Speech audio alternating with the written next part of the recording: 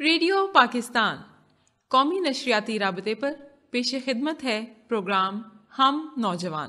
Producer ہیں سندریلا ناز، پیشکش radio Pakistan Faisal آباد۔ ہم نوجوان۔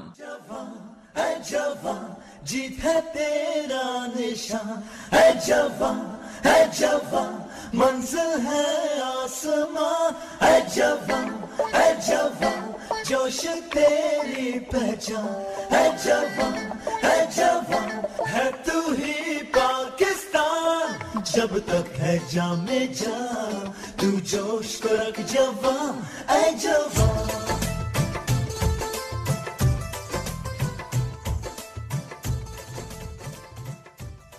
السلام علیکم۔ قومی نشریاتی رابطے کے پروگرام ہم نوجوان کے ساتھ ریڈیو پاکستان FM 93 فیصل آباد سے میں ہوں آپ کی میزبان سندریلا ناز۔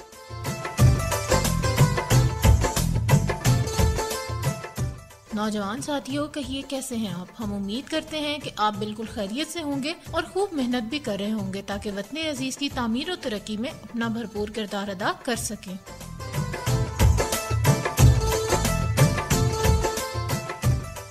نوجوان ساتھیوں، جیسا کہ آپ جانتے ہیں کہ رمضان المبارک کا آغاز ہو چکا ہے اور اس میں آپ سحری اور افطاری کی نعمتوں سے لطف اندوز بھی ہو رہے ہوں گے اور خوب عبادات بھی کر رہے ہوں گے تاکہ اس مبارک مہینے میں خوب ثواب کما سکیں۔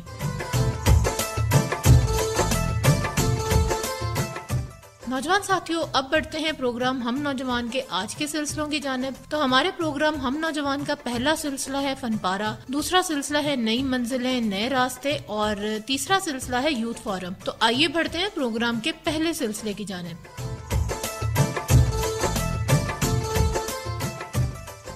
نوجوان ساتھیوں، ہمارے پروگرام ہم نوجوان کا سلسلہ ہے فن پارہ اور اس سلسلے میں ہم ایسے طلباء و طالبات کو مدعو کرتے ہیں جو کہ فنون لطیفہ سے منسلک ہیں، اور جیسا کہ آپ جانتے ہیں کہ ماہ رمضان المبارک ہے، تو اسی مناسبت سے آج ہم نے اپنے پروگرام ہم نوجوان کے سلسلے فن پارہ میں ایک نوجوان نعت خواں کو مدعو کیا ہے جو کہ بہت اچھے ثنا خواں ہیں اور 4 مرتبہ آل پاکستان بھی ون کر چکے ہیں۔ اس کے علاوہ بھی ان کی بہت سی اچیومنٹس ہیں۔ ہمارے ساتھ اس وقت اسٹوڈیو میں موجود ہیں محمد آصف رحمان بلال۔ آئیے ان سے بات چیت کرتے ہیں۔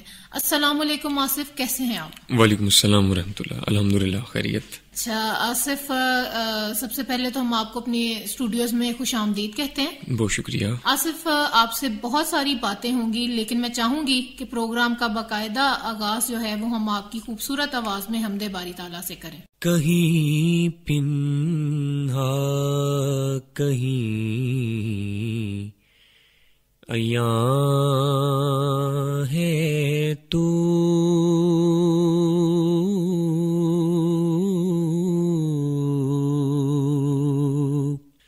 کون جانے کہاں کہاں ہے تو،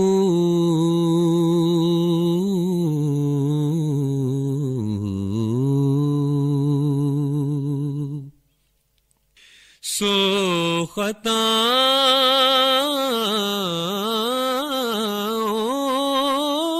میں بھی معافی ہے،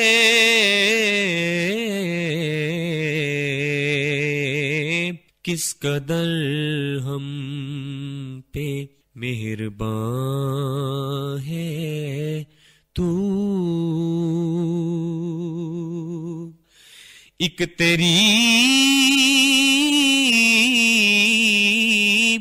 ذات لائق سجدہ،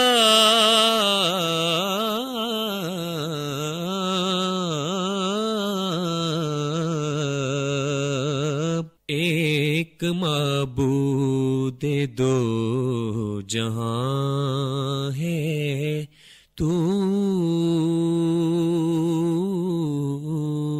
کہیں پنہا کہیں عیاں ہے تو، کون جانے کہاں کہاں ہے تو.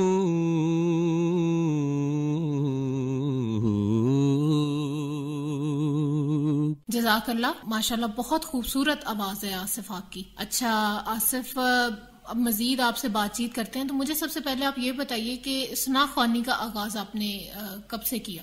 میں تقریباً جب سے ہوش سنبھالا ہے خود کو نعت میں جو ہے نا میں نے پایا ہے. تو بچپن سے ہی والد صاحب جو تھے وہ نعت سکھایا کرتے تھے بڑے بھائیوں کو، تو ان کو دیکھا کرتے تھے، والد صاحب کو سنا کرتے تھے، بڑے بھائیوں کو سنا کرتے تھے. صحیح. تو بس پھر وہ جب گھر میں ماحول ایسا تھا کہ دادا جی بھی ہماری خطیب تھے الحمدللہ تعالی، تو اللہ پاک کا بڑا فضل ہے یہ آقا صلی اللہ علیہ وسلم کی نعل مقدسہ کی خیرات کے تصدق سے کہ شروع سے ہی گھر میں جو ماحول ہے وہ بڑا اسلامی اور دینی مذہبی ملا. تو پھر جب نعت کا رنگ ملا تو الحمدللہ سرکار نے پھر یہ عنایت فرمائی، تو یہ نعت کا شوق پیدا ہوا، پھر اس کو پڑھنا شروع کیا. صحیح. اچھا مجھے یہ بتائیں کہ آصف جب آپ نے ثنا خوانی کرنی ہوتی ہے، نعت پڑھنی ہوتی ہے، تو مجھے یہ بتائیں کہ اس کے لیے کلام کا انتخاب آپ کیسے کرتے ہیں؟ کلام کا انتخاب میں یہ سمجھتا ہوں کہ نعت کا مطلب ہی حضور صلی اللہ علیہ وآلہ وسلم کی جو تعریف ہے وہ ہونی چاہیے. بالکل. چونکہ نعت کا جو لفظی مطلب ہے وہ ہے کہ آقا صلی اللہ علیہ وآلہ وسلم کی تعریف. تو جب ہم مقابلہ جات کے حوالے سے جیسے آپ نے بھی پوچھا ہے جب آپ کہ کون سی نعت پڑھنی چاہیے، کس طرح پڑھنی چاہیے، تو میں یہ سمجھتا ہوں کہ نعت جب کمپیریزن میں آ گیا تو اب آپ نعت وہ پڑھیں کہ جس میں صرف اور صرف خالصتاً آقا صلی اللہ علیہ وسلم کی تعریف اور توصیف جو ہے بیان کی گئی ہے. اچھا تو مجھے یہ بتائیں کہ ثنا خوانی کے لیے آپ نے کسی سے رہنمائی بھی لی؟ جی بالکل. اب کام کوئی بھی ہے تو اب وہ استاد کے بنا تو جو ہے وہ پاسبل نہیں ہے. الحمدللہ تعالیٰ میرے شروع میں جو ہے والد محترم انہوں نے بڑی تربیت کی اس حوالے سے، انہوں نے بڑی گائیڈ لائن دی، نعت سکھائی. بڑے بھائیوں کو چونکہ میں نے بھی بتایا کہ وہ سکھایا کرتے تھے تو ہم سنا کرتے تھے گھر میں بیٹھ کے. تو اس کے بعد مجھ پر جو سب سے بڑی شفقت ہے، میں احسان سمجھتا ہوں میرے استاد محترم استاد جوید اقبال قادری صاحب، تو انہوں نے مجھ پر یہ عنایت کی، مجھے اپنی شاگردی میں قبول کیا. تو ان کے پاس میں جاتا رہا ہوں کافی دیر، ان سے نعت سیکھی ہے، وہ سکھایا کرتے تھے بڑی محبت کے ساتھ. تو یہ میری خوش قسمتی ہے کہ ہم بھی ان کے شاگردوں میں شمار ہیں جہاں اتنے اتنے بڑے عظیم شناخواں شامل ہیں. صحیح. آصف، نعت رسول مقبول صلی اللہ علیہ وآلہ وسلم کی بات ہو رہی ہے تو میں چاہوں گی کہ آپ اپنی خوبصورت آواز میں نعت رسول مقبول صلی اللہ علیہ وآلہ وسلم پیش کریں. بقید لفظ و بیان شان مصطفیٰ کم ہے،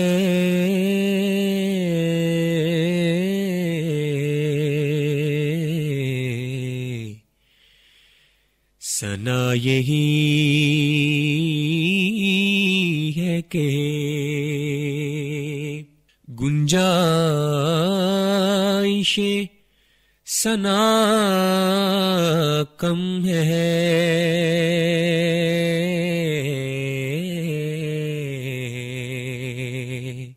بقید لفظ و بیان نبی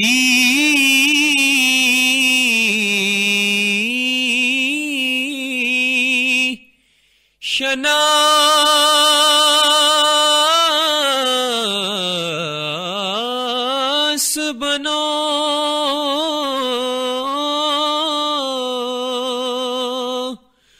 معجزہ شناس نہیں کہ ان کی ذات سے ہر ایک معجزہ کم ہے،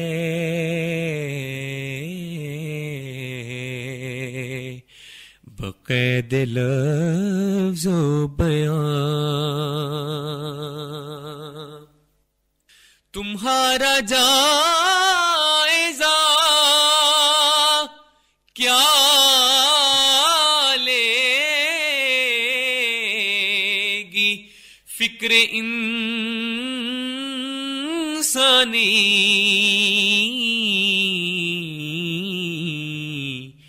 نظر کم ہے، حوصلہ کم ہے،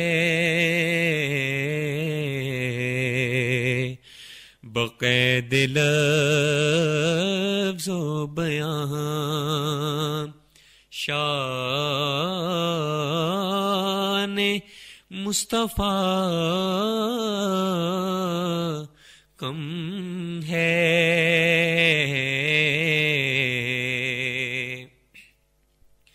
ثنا یہی ہے کہ گنجائش ثنا کم ہے،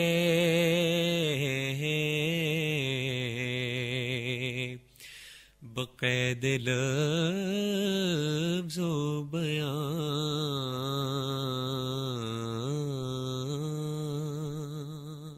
جزاک اللہ۔ اچھا آصف، مجھے یہ بتائیں کہ اتنی ساری کامیابیاں آپ نے سمیٹی ہیں، میں نے آپ کے انٹروڈکشن میں بھی بتایا کہ آپ نے بہت ساری کامیابیاں سمیٹی ہیں، 4 دفعہ تو آپ ماشاءاللہ سے جو ہے وہ آل پاکستان ون کر چکے ہیں، تو اس کے علاوہ بھی آپ کی اچیومنٹس کی ایک لمبی فہرست ہے، تو مجھے یہ بتائیں کہ ان میں کامیابی کا کوئی ایسا لمحہ جو آپ کو کبھی نہ بھولتا ہو؟ جی بالکل، مجھے الحمدللہ تعالیٰ جب بھی یہ کمپٹیشنز وغیرہ ون کیے ہیں تو انسان ہر دفعہ ایک الگ چام سے محسوس کرتا ہے، تو مجھے بڑی خوشی محسوس ہوئی، ہر دفعہ ہی وہ ایک الگ چام تھا، ایک الگ خوشی تھی وہ جو میں نے محسوس کی ہے۔ مگر جیسا آپ نے بھی کہا کہ کوئی ایک لمحہ ہوتا ہے جب انسان تھوڑا ڈفرینٹ محسوس کرتا ہے، تو مجھے آج یاد ہے کہ گورنمنٹ کالج یونیورسٹی لاہور میں آل پاکستان کمپٹیشن تھا، تو ویسے تو باقی کمپٹیشن بھی ون کیے تھے مگر چونکہ وہ پہلا تھا شاید اس لیے تو مجھے بڑی فرحت محسوس ہوئی اس کمپٹیشن کو ون کرنے کے بعد۔ اور اس کے بعد جب میں گھر آ کے میں نے اپنے والدین کو بتایا تو ان کی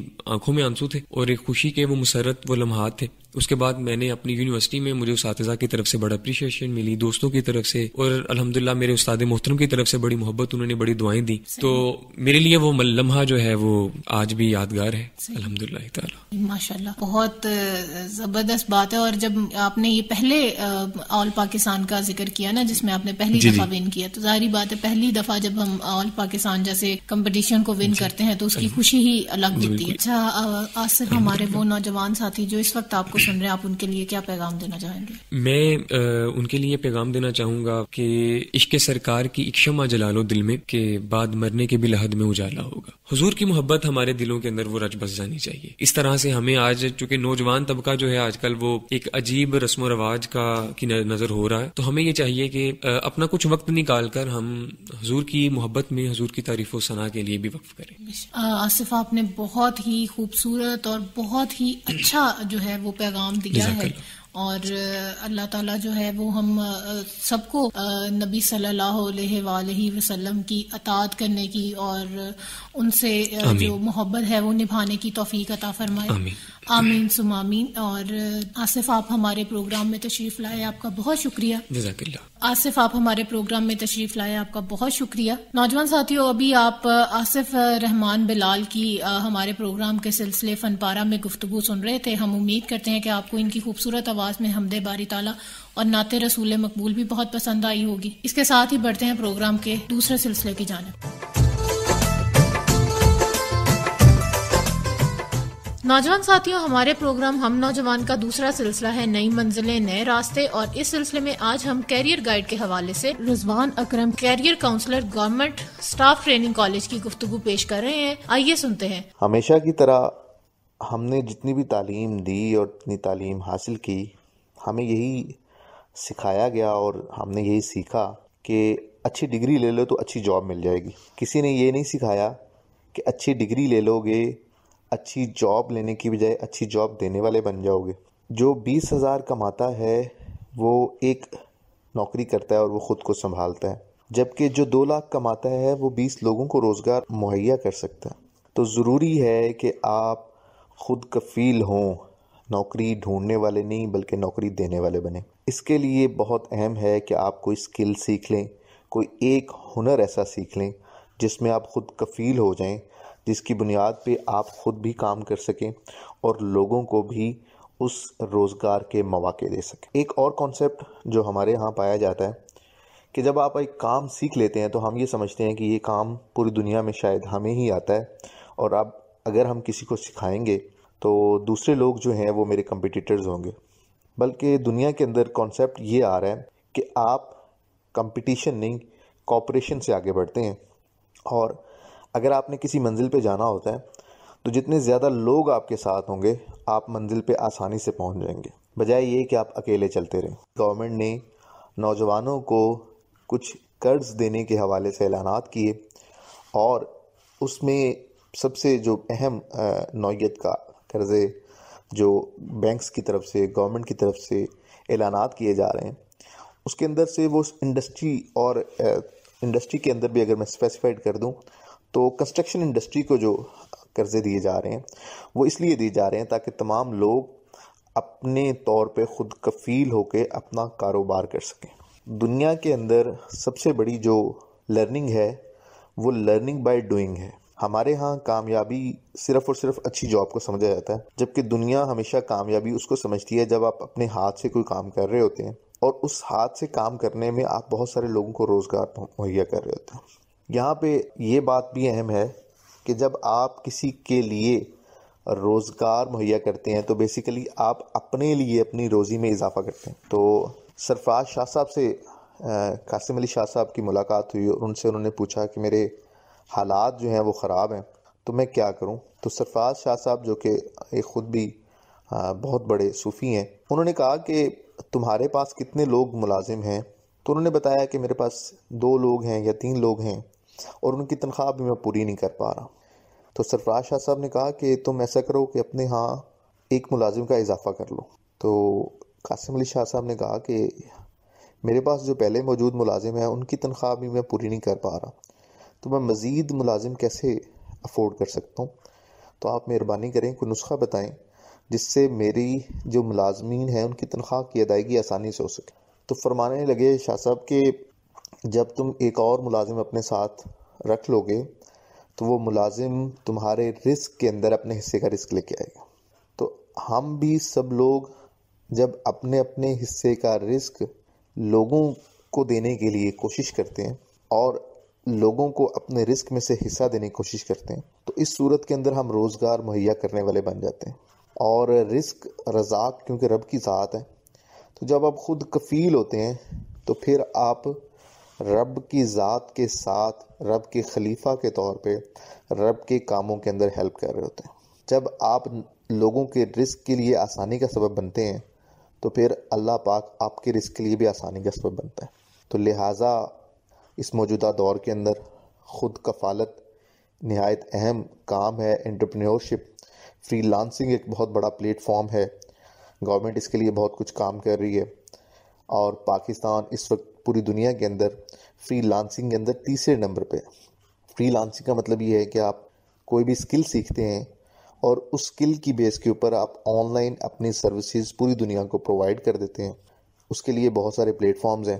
ان پلیٹ فارمز کے اوپر آپ اپنی اسکلز کو پریزنٹ کرتے ہیں گگز کی فارم کے اندر، اور پوری دنیا سے لوگ وہاں پہ بائرز آرڈرز دیتے ہیں آپ کو، اور آپ سے اپنا مطلوبہ کام کروا کے آپ کو اس کی پیمنٹ کر دی جاتی ہے. تو اگر آپ بھی چاہتے ہیں کہ آپ خود کفیل ہوں تو انٹرپرینیورشپ کی طرف آئیں، اپنے کاروبار کی طرف آئیں، لوگوں کے لیے جاب کریٹر بنیں، جاب سیکر مت بنیں، خود میں ایک ہنر پیدا کریں اور اس ہنر کو پھر آگے لوگوں کے اندر بانٹنا شروع کر دیں. یقین کریں کہ آپ کا اس حوالے سے بہت جلد مسائل رزق کے حوالے سے جو آپ کے سامنے ہیں وہ حل ہونا شروع ہو جائیں گے. نوجوان ساتھیوں، ابھی آپ سلسلے نئی منزلیں نئے راستے میں Rizwan Akram career counsellor government staff training college کی گفتگو سن رہے تھے. ہم امید کرتے ہیں کہ آپ کو ان کی گفتگو بہت اچھی لگی ہوگی اور آپ نے ان کی گفتگو سے بہت کچھ سیکھا بھی ہوگا. تو اسی کے ساتھ بڑھتے ہیں پروگرام کے اگلے سلسلے کی جانب. نوجوان ساتھیوں، ہمارے پروگرام کا سلسلہ ہے یوتھ فورم، اور اس سلسلے میں ہم آج ایک خصوصی مذاکرہ پیش کر رہے ہیں جس کا موضوع ہے رٹا کلچر کا خاتمہ، اور اس مذاکرے کے ماڈریٹر ہیں محمد کامران سعید. تو آئیے سنتے ہیں. السلام علیکم، میں ہوں آپ کا میزبان محمد کامران سعید، اور آج ہم نے جس موضوع پر گفتگو کے لیے آپ کے لیے ایک مذاکرے کا اہتمام کیا ہے وہ ہے رٹا کلچر کا خاتمہ. اور اس موضوع پر گفتگو کے لیے میرے ساتھ 2 انتہائی اہم شخصیات تعلیمی سرگرمیوں کے حوالے سے موجود ہیں جو کہ اسی فیلڈ میں کام بھی کر رہے ہیں. میں پہلے ان کا تعارف دیتا چلوں. میرے ساتھ موجود ہیں عبدالرؤف صاحب جو کہ محکمہ تعلیم سے ہیں اور تعلیمی سرگرمیوں کے حوالے سے اچھے خاصے سرگرم ہیں. اور ہماری دوسری جو مہمان ہیں مس اقرا یاسمین ملک، اور آپ ایک نجی تعلیمی ادارے کی بانی ہیں اور اس کی ڈائریکٹر بھی ہیں. اور خصوصیت اس ادارے کی ان کی یہ ہے کہ انہوں نے اس ادارے کو بنایا ہی اس مقصد کے تحت ہے کہ یہاں ہمارے معاشرے سے رٹا کلچر کا خاتمہ ممکن ہو سکے. تو آج اس موضوع پر گفتگو کا آغاز کرتے ہیں. عبدالرؤف صاحب، میں آپ سے جاننا یہ چاہوں گا کہ یہ رٹا کلچر جو ہمارے معاشرے میں اس قدر مضبوط جڑیں پکڑ چکا ہے کہ اس سے جان چھڑوانا تقریباً ناممکن سا لگنے لگا ہے، اس کی کیا وجوہات ہیں؟ بہت شکریہ جی. اچھا، سب سے پہلے میں ایک چیز بتانا چاہوں گا کہ رٹا کلچر جو ہے اس کی جو بنیادی وجوہات ہیں ان کو ہم دو طرح سے لیتے ہیں. اس میں یہ ہے کہ جو ہمارا نظام ہے مارکنگ کا، میرٹ کا، ایگزامز کا، یہ ساری چیزیں جو ہیں، یعنی جو ہم نے بچوں کو جس طرح سے اسیس کرنا ہے تو اس میں لامحالہ پھر بچہ یہ مجبور ہوتا ہے کہ وہ چیزوں کو رٹ لے. ٹھیک ہے، یعنی وہ کانسیپٹ بھی لے گا اور پھر ڈیفینیٹلی اس کو رٹا بھی لگائے گا، یاد کرے گا، میمورائز کرے گا اور پیپر پہ پھر اس کو ریپروڈیوس کرے گا. اچھا، اور دوسرا یہ ہے کہ جو سبجیکٹس ہیں، کچھ سبجیکٹس ہیں ان کی ڈیمانڈ ہوتی ہے کہ ان کو میمورائز کیا جائے. اچھا، ٹھیک ہے.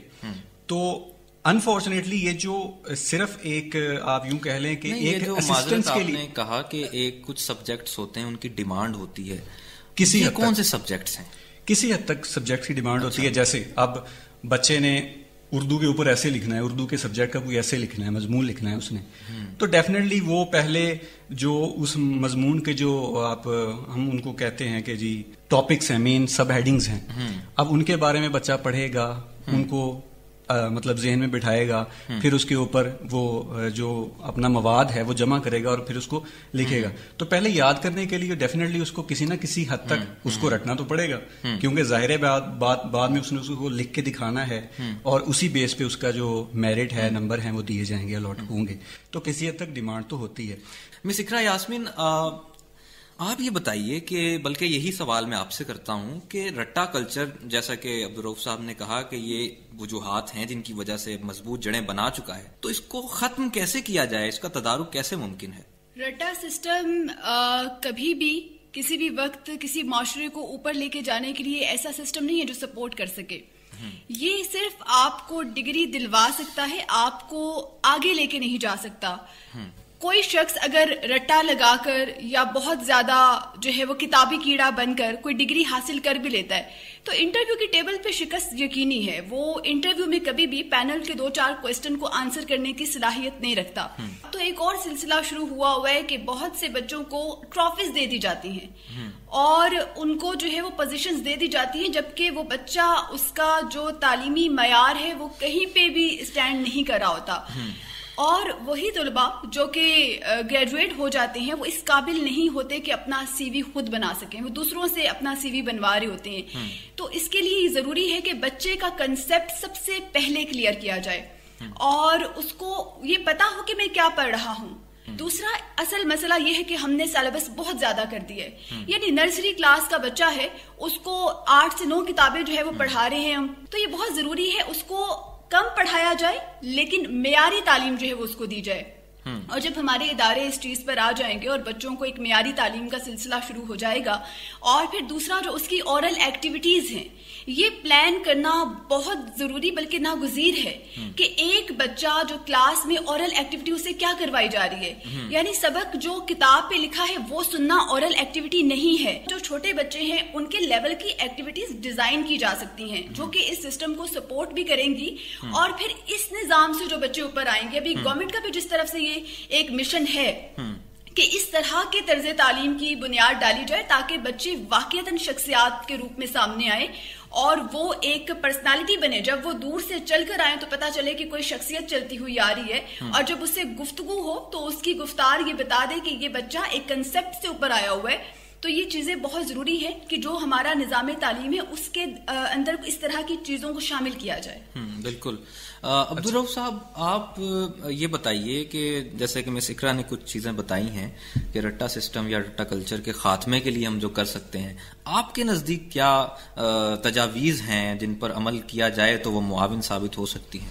اب یہ ہے کہ جو ہمارا نوجوان ہے، جو پڑھا لکھا طبقہ ہے، یعنی ایٹ لیسٹ وہ گریجویٹ ہے، پوسٹ گریجویٹ ہے یا ڈاکٹریٹ ہے، تو اس نے اس چیز کو ریکگنائز کیا ہے کہ یہ جو رٹو سسٹم ہے نا یہ والا، تو اس سے تھوڑا ہمیں نا درگزر مطلب اجتناب کرنا چاہیے اس چیز سے. اور یہی وجہ ہے کہ اب اس کے اوپر بہت ساری مطلب گفتگو ہونے جا رہی ہے، ہو رہی ہے. لوگ اب اس سسٹم کی بجائے ایک ایسا سسٹم چاہتے ہیں کہ جہاں پہ کتابوں والا وہ معاملہ نہ ہو، کتابیں رٹنی ہیں، پیپر دینا ہے، پاس ہونا ہے، بلکہ جو لرننگ آؤٹ کمز ہیں وہ طے کیے جائیں. یعنی اسٹوڈنٹ لرننگ آؤٹ کمز طے کیے جائیں کہ بھائی آپ کا یہ سلیبس ہے، یہ آؤٹ کمز ہیں، آپ نے یہ ان کی تیاری کرنی ہے. وہ تیاری آپ بک سے کریں، وہ تیاری آپ کسی مطلب کسی اور سورس سے کریں. مطلب بہت اچھی بات کی آپ نے کہ لرننگ آؤٹ کمز، حالانکہ ہم دیکھتے ہیں کتاب کے چیپٹر کے پھر میں لکھے بھی ہوتے ہیں کہ یہ مقاصد ہیں اس چیپٹر کو پڑھانے کے، سٹارٹ میں وہ ہوتا ہے کہ اس چیپٹر سٹارٹ میں بالکل درست کہا آپ نے. تو اس پر بجائے اس کے جیسے آپ کہہ رہے تھے، آپ کی وہی بات درست تھی کہ مارکنگ سسٹم جو ہے وہ اس پر بن چکا ہے، یعنی نمبر جو اس نے لکھا ہے اس کے اوپر.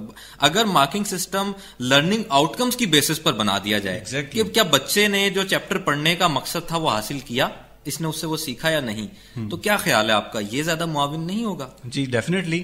جب جو کورس ہے اس کو پڑھایا جانا اور پھر بچے کو اس کو تیار کرنا، ڈیفینیٹلی جب اس میں چینج آئے گا تو ہمیں اپنا مارکنگ سسٹم بھی اس حساب سے الائن کرنا پڑے گا. تو جب وہ بھی الائن ہو جائے گا تو ڈیفینیٹلی یہ چیزیں جو ہے وہ وقت کے ساتھ امپروو ہوتی جائیں گی. لیکن میں یہاں ایک بات کہنا چاہوں گی، اس کے لیے ضروری یہ ہے کہ ہمارا سسٹم بھی اس کو سپورٹ کراؤ. مثلا ایک کہانی ہے پیاسا کوا، تھرسٹی کرو، جو ہم شروع سے پڑھتے چلے آ رہے ہیں.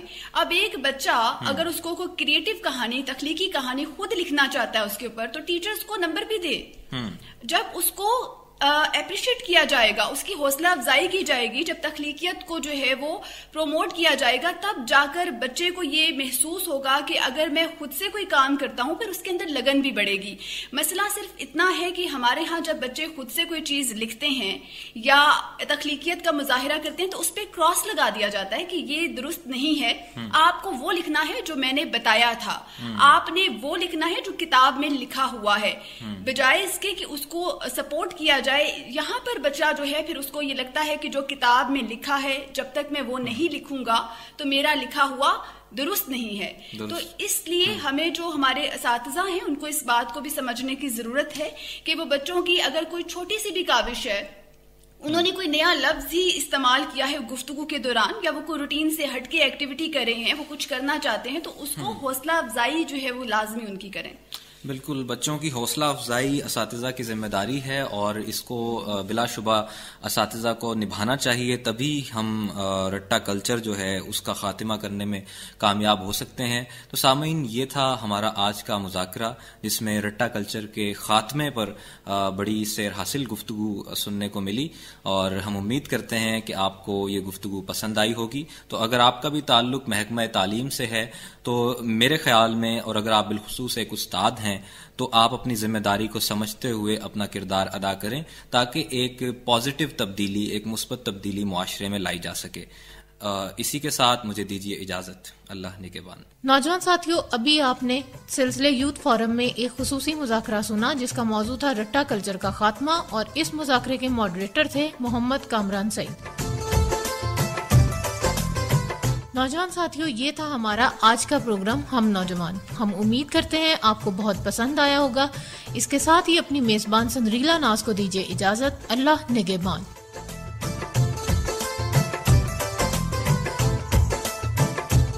ابھی آپ سن رہے تھے قومی نشریاتی رابطے پر پروگرام ہم نوجوان. ریکارڈنگ انجینئر تھے محمد عمر ریاض، میزبان اور پروڈیوسر تھی سندریلا ناز، اور یہ